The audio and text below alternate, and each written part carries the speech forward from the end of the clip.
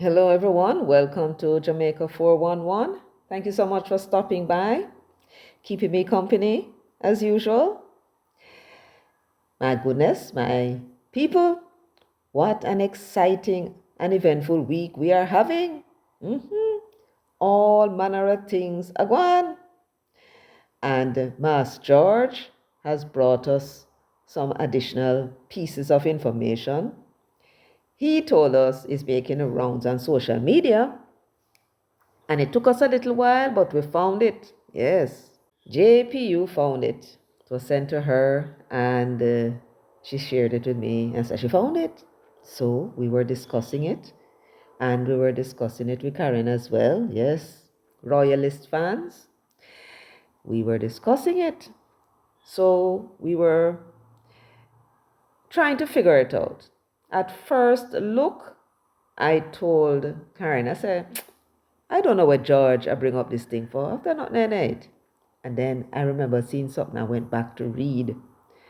And it was when I was dissecting it that it occurred to me that no, this thing have more in it than at first look. The thing is though, we have no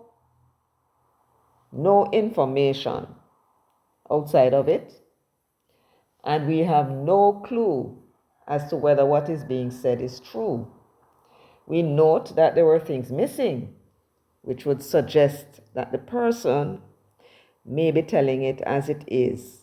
In other words, it would have been good theater if they made up story and put some words into the Miss Mouth, that is the investigator that was, well, that resigned suddenly, that you heard them talking about.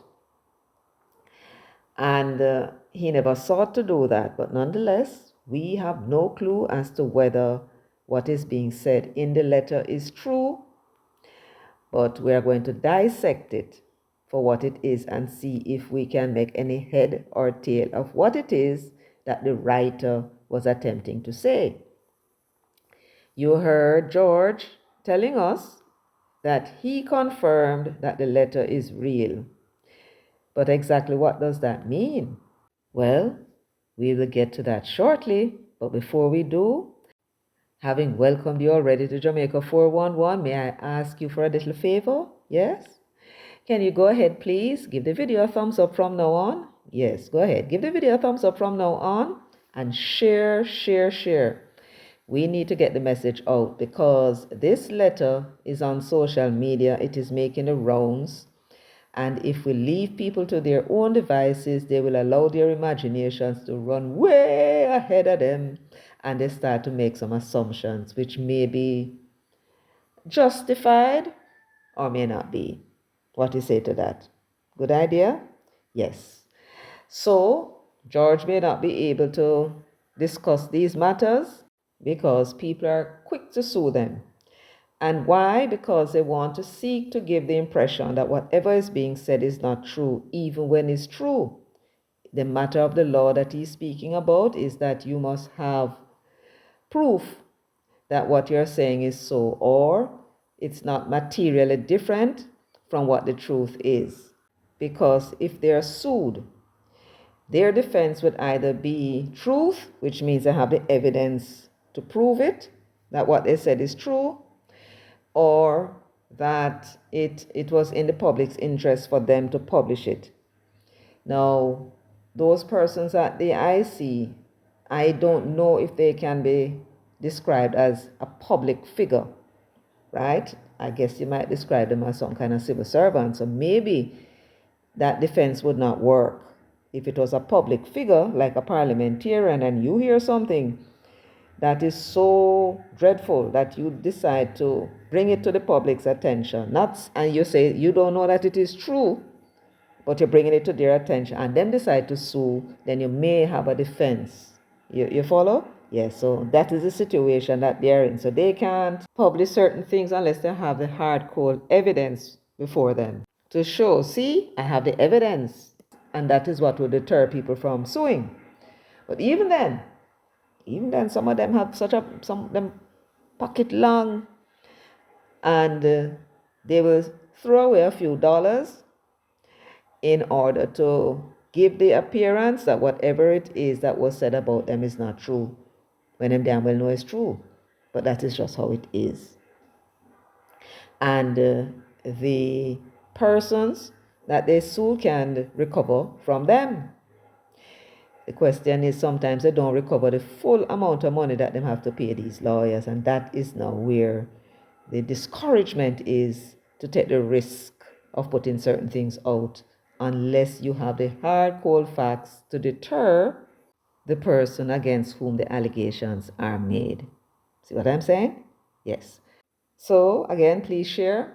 And if you have not yet subscribed, please go ahead and subscribe to the channel. And feel free to leave your comments in the comments section. So let me now play what George Davis of Nationwide News Network had to say about this mysterious letter that is making the rounds on social media. I don't know how many of you would be aware that of a piece of correspondence making its way on social media. And I'm being very careful with this one because, you know, it's not our sourced information. So I don't want to put too much store in it. I've been trying for the past 2 days to get some better particulars about it. But I've heard from at least one very well-informed source that the correspondence is legitimate. So first things first, George said, it is not our sourced information. So I don't want to put too much store in it. I have been trying for the past 2 days to get some better particulars about it, but I have heard from at least one very well-informed source that the correspondence is legitimate. So the first thing he wants us to know is that the information that is contained in this correspondence, this letter, is not the same as the information that he got from his source. In other words, this is not the source of the information that he has. The information itself may be similar, but that's not his source. So when I said in Karen's live in the comment section last night, when it suddenly hit me that I wonder if it's the same piece of information that George had, that the person, because George could not decide to publish himself, George is saying, no, 2 different sources this now, right? It's different from the source that he had for his information that he's holding on to until he can get better particulars. So we have that cleared up. Good. Then he went on to say, not that now that it's not his source information, he not went put much store in it, but he went nonetheless and took 2 days. So he clearly thought it important enough to take 2 days to see if he can confirm that the correspondence is legitimate or not. And I'm sure he would have done that because it's there making the rounds. So he wanted to come back to tell us, you know, me check it out, this thing is not real. And therefore, his well-placed source told him that the letter is genuine. Now, who could that source be? One could be the writer himself, and we're going to leave it there. So it is possible that the writer may have shared the information with them as well and attached the email response or the email thread of the correspondence between them, the person, and the Integrity Commission. That could be where the information came from. Of course, it could come from elsewhere, and we will not speak about it, but you can well imagine. Yes, because our 411 family is very bright. I'm limited in what I can say about it, given the way the law is structured, and those of you who don't believe that NNN respects laws when it comes to what we publish, we actually do. Yeah? But this matter concerns the Integrity Commission and a letter purportedly written by a certain gentleman to a certain group of people. and it concerns a complaint being filed against a senior member, a high-profile member of the commission. Those of you who are on top of your social media, I'm sure you know what I'm talking about, and I'm sure those of the NNN listeners will understand why I'm constrained to dive into it. I have a copy of it here with me, but I'm not going to read it. And all I'll say is the plot thickens. And I've not said anything yet about this issue of the friendship and the association and the letter from the government parliamentary leaders about it, about that appointment and so forth, because there needs to be a little bit of time that needs to elapse for certain things to become aware before I go there. When I go there, I'm going to go there confidently, but I'm just waiting on certain things to fall into place. This letter to the chairman of the Integrity Commission, Carol Lawrence Beswick, Craig Beresford, and a Mr. Edwards. Yeah, I can perhaps guess who the Mr. Edwards is, but why guess when I can make sure? Yeah, I've tried to confirm certain things and I haven't gotten those confirmations just yet, but it makes a very interesting reading. And I would suggest that you go to your good blog sites and see if you can find it. Again, it's not NNN sourced material because, you know, you wouldn't have to wait for the details if you don't have it. I would give them to you, but at least one very informed source says, yes, George, the letter is legitimate. And if I can get other people to say, yes, it is legitimate, then I'll be more than happy to share some of the contents with you. But even so, would I share the contents with you? I'm constrained by law about how these things are handled. And I don't want to bring any trouble to my employer in this very tough time when we can use our time and resources focusing on this general election. But listen, we have a whole heap of things to talk about, so that can't wait. Just be patient now. If it is that you're depending on me to share the contents of the letter with you, be patient. If you can find your good blogger or your good social media person who can, this letter it's gone viral on social media, so I'm surprised so many of you are unaware of what it is saying. Find it, man, and go through it. You know, ease off the pressure off of me. Yeah? All right, Master Georgie. All right, we're going to take the pressure off you. But we want to thank you for letting us know that this thing is out there. It eventually got round to us and probably would have.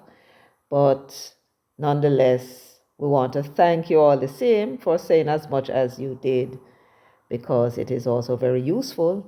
And what you did was to tell us, yes, George, the letter is legitimate. That came from your source. And so we'll take it now from here. Now, I am be showing you the unedited version of this letter that we were sent. JP was sent that letter. And it came through WhatsApp. They're moving it through WhatsApp. And I'm going to have to tell you now, even though I'll be reading the letter, I cannot confirm that what is said is true. I am just going to dissect it for you so we can understand what it is that this person is complaining about. And then now we can draw our own conclusion as to what the motivation may be behind this letter being written to the Integrity Commission to make a complaint about one of its members. Now, we are going to have to decide whether this individual has any cause to be making such an allegation against the individual at the Integrity Commission. It is out there, people are reading it, and so we now are going to seek to find out if he has provided anything that we can hold on to and say, yes, man, see some evidence here for argument's sake. What he said to that, you agree? Yes. So let's dive into it. So the first thing we are to note about this letter is that a piece of it is chopped off. where it says the subject area, all we can see is that it was sent to Carol.Lawrence-Beswick and the rest of it. So that's her email. So she was copied on the email, that much we know. And this we're looking at is the copy of an email, it would appear. The letter began, and it is addressed to three persons. Dear Mrs. Lawrence Beswick, who is the chairman of the Integrity Commission, Mr. Beresford, who is Craig Beresford, the Director of Information and Complaints. It is through him that the complaint must go. So any complaint that is made, statutory declaration, he is the man who receives it. And under the law, he is obligated by law to first of all record all complaints that he received. And the commission is obligated by law to investigate those complaints, all of them. And so an investigation will be done, no doubt about that. All right? And the third person mentioned is a Mr. Edwards. Now, who is Mr. Edwards? Let's read and see if we may get some clue as to who Mr. Edwards is. So, the writer, by the way, it says here at the bottom, regards Mark Swaby. We don't know who that is. And evidently, whatever position was listed below his name, that was excluded. So Mark Swaby could be one of many of the Mark Swabys in Jamaica or elsewhere in the world. Attached to this letter that is making the rounds is an email from Craig Beresford acknowledging receipt. Dear Mr. Swaby, thanks for your email, regards. He is unable to say any further. He cannot say we are going to investigate, but we know he's going to investigate because the law says he must refer the complaint for investigation, and he is not a lawbreaker as far as we know. Right? This is the man who did want to lock up Portia in our cabinet because he asked for certain documents and it wasn't forthcoming, at least not in the time frame that he wanted it. Right? So he said to Mr. Swaby, we receive your email. He can't say nothing more. He can't say he's going to investigate. It's unlawful for him to do so. That's the idiotic gag order that was placed in this Integrity Commission Act. So here is Craig Beresford acknowledging receipt of the complaint. And you would have heard George said that he checked and he was told that the correspondence is legitimate. So we're going to take all of that on George's word that the correspondence are legitimate. So now let us read on. Dear Mrs. Lawrence Beswick, Mr. Beresford of the Integrity Commission, and Mr. Edwards, whoever that is, I write you in your capacity as leading principals of the Integrity Commission.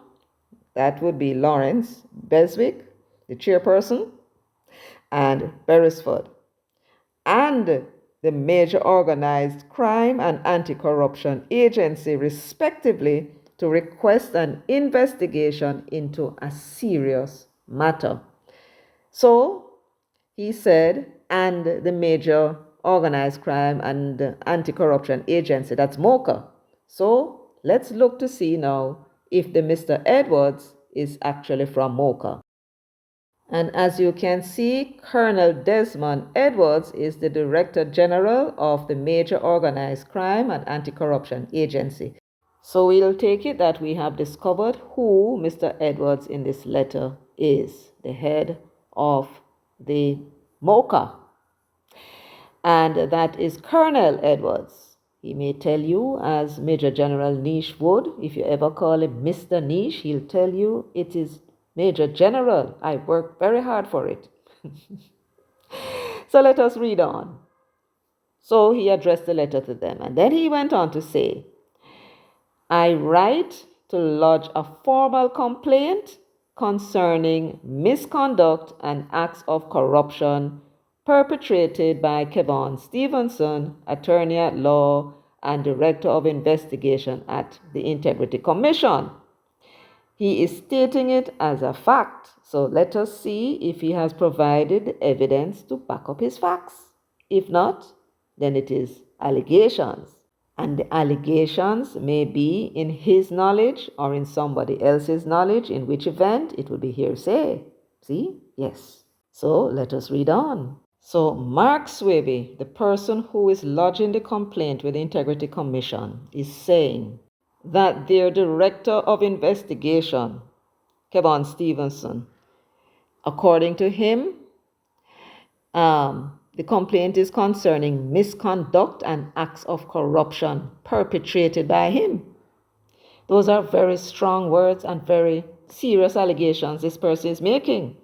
Now, what it is that he's talking about that he is calling misconduct and acts of corruption. Let's read on.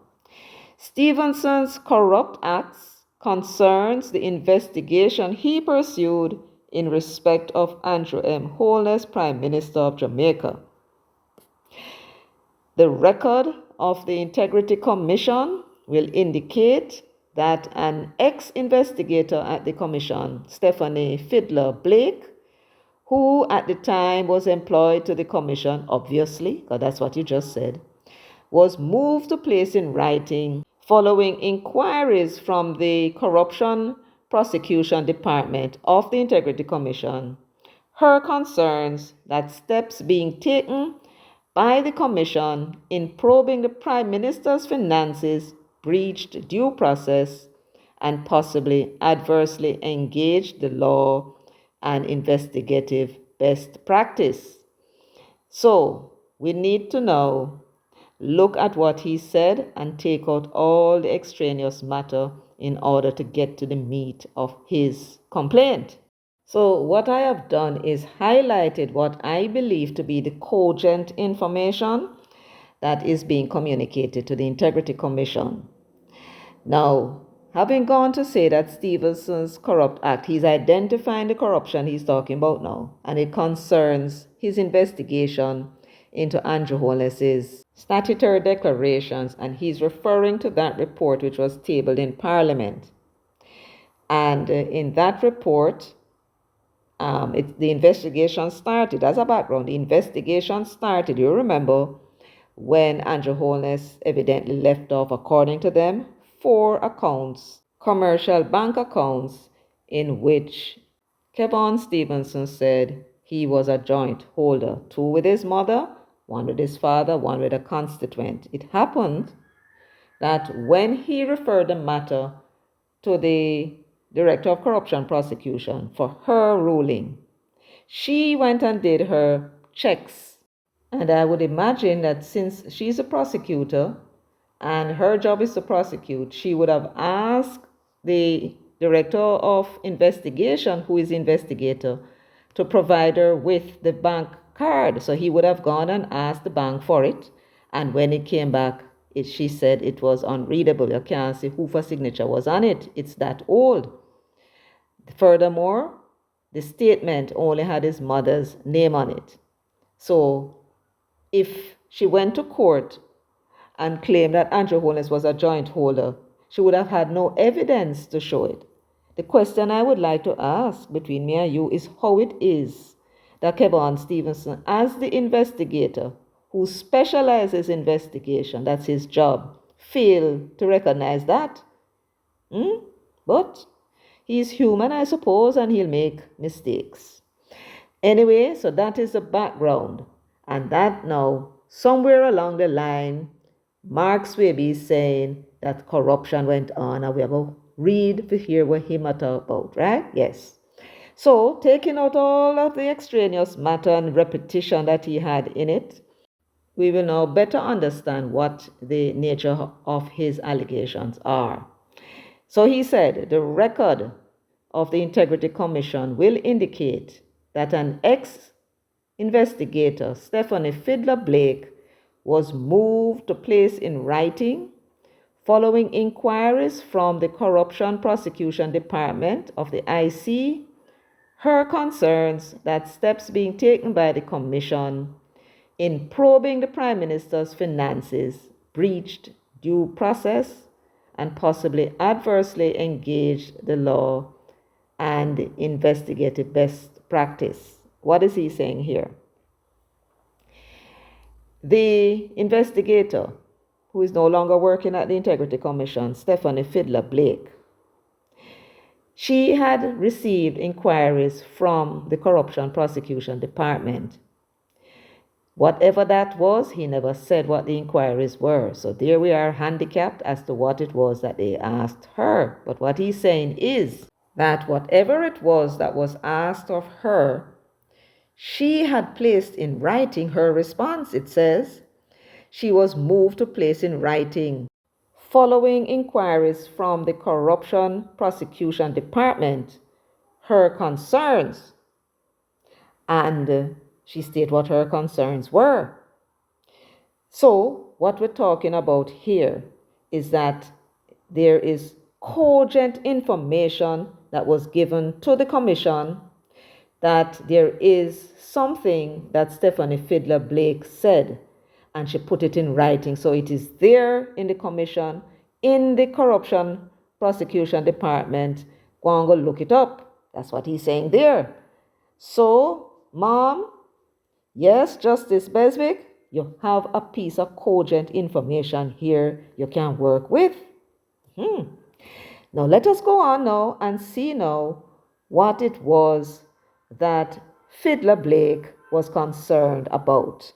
According to Mark Swaby, her concerns were about the steps being taken by the commission in probing the Prime Minister's finances.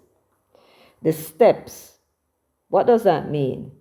That would suggest that there were things that they were doing when they investigated the Prime Minister's finances. They were taking some steps, right, in that investigation.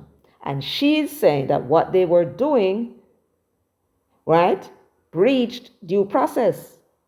So the steps that they were taking in the investigation, she's saying, as her opinion, I'm sure, breached due process.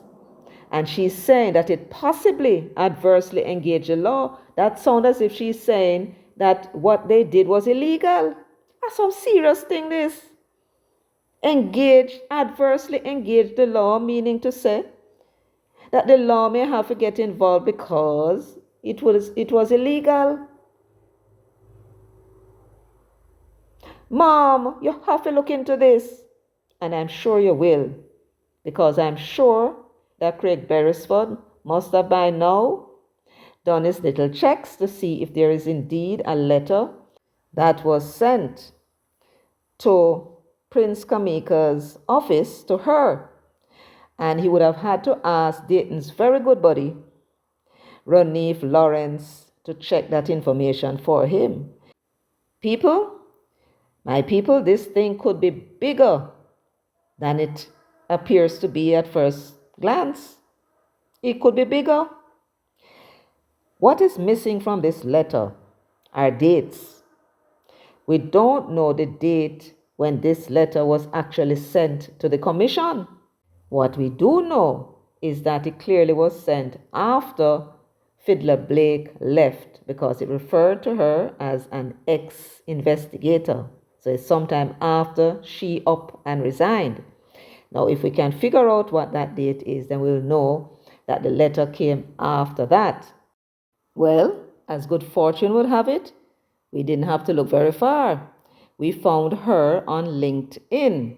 Stephanie Fiddler Blake, she's a JP, and she has various qualifications. I kind of sent back her name. And this is what it said on her profile in LinkedIn.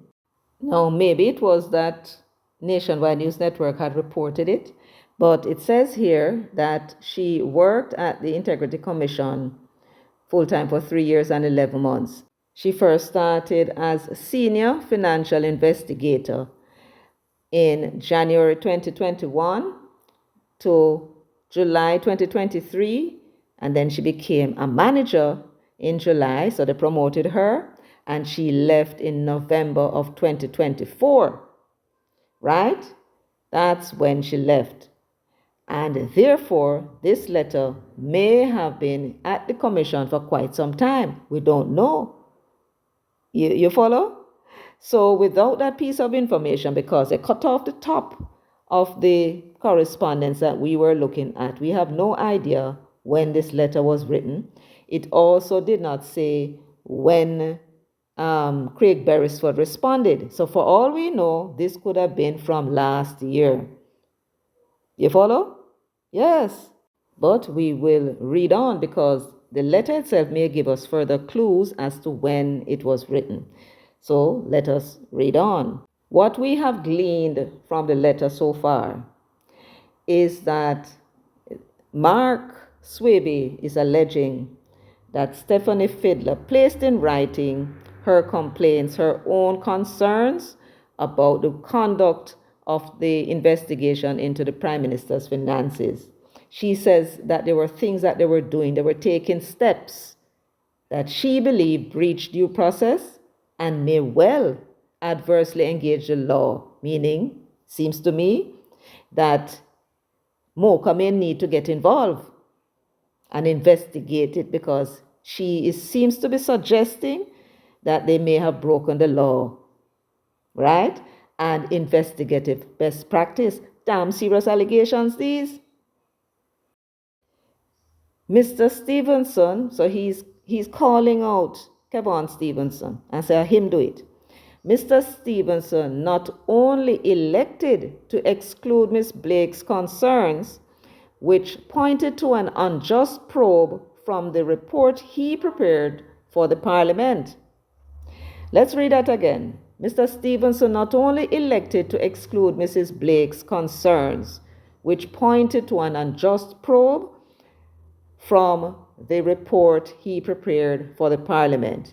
He did the rounds at the Commission and pressured several senior colleague directors not to include Ms. Blake's account in any of their formal considerations concerning the case. What is it that he's saying here? He's alleging that when Kevon Stephenson wrote the report on the investigation alleging that the Prime Minister omitted to declare 4 accounts, so his statutory declaration was incomplete, and so that was what he was referred to. And secondly, they had what they thought discovered that his lawful income did not cover the assets that he declared. And that now is what is called illicit enrichment. So that was the nature of the report. And when he laid that report before the Parliament, what Swaby is saying is that the concerns that Blake had, that the steps or some of the steps that were taken in the investigation may not be legal. Swaby is alleging that that was not placed in the report before the Parliament. That they're saying was left out, just as the forensic audit that was done, the foreigner that was employed for, we hear, about 30 million Jamaican dollars, and he gave them a report, and that too was not put before the Parliament. So this is what he's contending. He went to further allege that not only did he exclude her concerns, but he was going around to his fellow senior colleague directors. Now, I don't know what that is, because the directors who would be involved in the investigation would be him. Any other directors would be the corruption prosecutor. She would have been involved when he referred the matter to her. That must have been who he would be talking about. Prince Kamika. He was trying to get her not to put what Blake said, because remember, he said, that Blake had sent a letter to the Director of Corruption Prosecution after them asked her some questions. And she put in a letter that she had concerns about the investigation, right? And sent it to Kamika. And here is this guy saying that Stephenson approached his senior colleague directors. The only other one he could be talking about is Prince Kamika, the Director of Corruption Prosecution. And of course, Greg Christie. He would have been the one to take the report from Stephenson. So when Stephenson completed his report, he would give that to Greg Christie, whose job it is as the executive director to hand it over to the commission. So Greg Christie would have handled the report. Besides, Greg Christie also sits on the commission with the commissioners. You follow? So those are the only other two persons, Kamika and Greg Christie. And he did say colleague directors. He therefore pluralized it, so the two of them. So it must have been these two persons he's referring to. And he's claiming that Stephenson went to them to pressure them not to include Miss Blake's account in any of their formal considerations concerning the case, right? So he asked Kamika, we are assuming that this is what he's saying. Kamika was asked not to put Blake's concern that she would have gotten in writing from Blake herself in her report when she made her ruling as to whether she's going to proceed with the prosecution or not. You follow? And he would have gone to Christie and said, Christie, or, Mr. Christie, please don't mention that in your report. You know how it is. She's just a troublemaker. She not gosso, and every step that we took was accurate and correct. But if you go mention this, no, it only go model the thing and cause confusion. So just leave that out. I'm just imagining that that is something he would have said to have convinced them to do as he wished. Are you following me? For them to have left it out of their reports, he would have had to said something convincing, right? And they would say, okay, I believe you. The third allegation that Mark Swaby is making, he said, Stephenson also insisted that Miss Blake retract the statement, right? That whatever it was that she said, which is not reported here, Stephenson, he said, asked her or insisted that she should retract it. And how would she go about retracting it? Well, since she already put in writing to the Director of Corruption Prosecution, that department, her concerns, he wants her to retract it. And the only other way to do so is for her to put in writing to that department saying, you know what I said? When I think about it, it may not be true, it may not be legal, and they did everything above board and right. That is what he wanted her to do. And he was insisting that she should do so. And according to the writer, Miss Blake resigned from the commission. So rather than retract, she decided to give up her job, for which she must have been paid millions. And she get up and left same time. And when Jamaican people get up and left something same time, a vexation cause that. Them the business will happen after. Right? So he's saying here that rather than retract, she resigned. That is the import of what he's saying. He now gives his opinion. So he's reporting something. Now, is this something factual? How could he have come to this information? Is he or was he also employed at the Integrity Commission in the investigators department? We don't know. Did he have privy to that letter that was sent to the Director of Corruption Prosecution? I doubt it, because if he had, he more than likely would have mentioned it.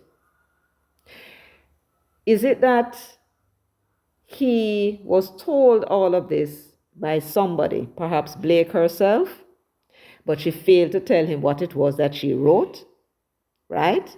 That might be, unlawful, but she may have said, this is what happened. Possibly. Is it possible that somebody else in the commission that he knows works there pinched him and told him, this is what happened? And he decided to write a formal complaint, because somebody has to do it. Depending on the time of this letter when it was written, if it was written before it was announced on Nationwide News Network what it was that they are saying that they have about what the Galangsing on in the Integrity Commission, if it was written before that, then that is one thing. It is possible that if the letter was actually written to the commission after Nationwide News Network broke the story on Kamika's departure, and they had mentioned that there was an investigator who up and suddenly resigned. She was involved, they said, in the investigation into the Prime Minister's case. She was one of the investigators, right? Her department. And then she up and resigned because something was left out. If his report had gone to the commission after that, then it's possible that he was using that information and reporting it to the Integrity Commission because he knows they have to go and investigate. That is the right thing to do. Not to come and just chat, but to investigate. Are you follow? So we're not quite sure when the thing was written so that we can come to a sensible conclusion as to where the source of the information is coming from. But it could be coming from either place. What is important is that this letter that was written to Craig Beresford in order for them to open an investigation into specific allegations was the right thing to do. You hear something and you put it before the commission themselves. Let them go and investigate if it is true or it is not true. Now that it is in the public sphere, when they complete their investigation, if they found that Kevon is guilty of nothing, they would put that report before the parliament and issue an exoneration. You follow? Because it's not public. So they will have to submit that report to the parliament. They must. The law says that they should. What they cannot do, though, is tell us what they're doing in the meantime. But we know that they will be launching the investigation into this matter for certain, because that's what the law says. The conundrum that the commission found itself or finds itself in because of this report is who exactly is going to conduct this investigation, because it clearly cannot go to the director of investigation and his department, even if he recuses himself. So there is how MOCA come into it. They may have to refer the matter to MOCA. And I said it's a conundrum because they are creatures of the law. They have to follow what the law says they should do in these circumstances. And I don't know that the law says any such thing. So any step that they take, if they go to MOCA and the law does not say that MOCA can investigate a complaint that is coming through the Integrity Commission, then if they found that Kevon Stephenson was guilty of something and try to prosecute him, he may well be able to win the case, because then the investigation itself would have been illegal. So my goodness, what a conundrum. And they're going to have to figure out all this mysterious business. Yes. Let me see what else he said, and I can go through it quickly, but I think that this is the meat of the matter of the allegations. And it is very interesting, and it is very excellent that the information is now out. Remember now, the man is innocent until proven guilty. He is guilty of nothing. An allegation is made, and now the complaint that was made to the Integrity Commission is now in the public. And therefore, we now know something that the Integrity Commission could not have told us themselves. That is a good part of it in my view. And of course, we know that they are going to investigate. We now wait until the investigation is completed. It shouldn't take very long. And once the investigation is completed, it will be tabled in the parliament, and then we will know what went down.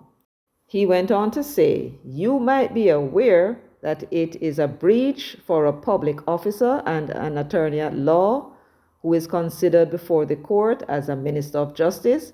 He is an officer of the court, to exclude evidentiary material from a probe and hide from parliament or a judicial fora details which could be material to its outcome.